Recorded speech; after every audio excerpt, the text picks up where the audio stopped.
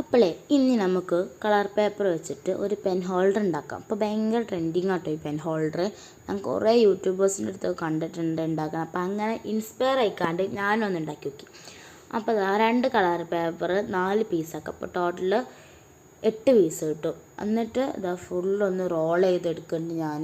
അപ്പോൾ ഇതാ ബാക്കിയുള്ള കളർ പേപ്പർ ഇതേമാതിരി ഒന്ന് റോൾ ചെയ്തെടുക്കുക. അപ്പോൾ ഇതാ റോൾ ചെയ്ത് എടുത്തിട്ടുണ്ട്.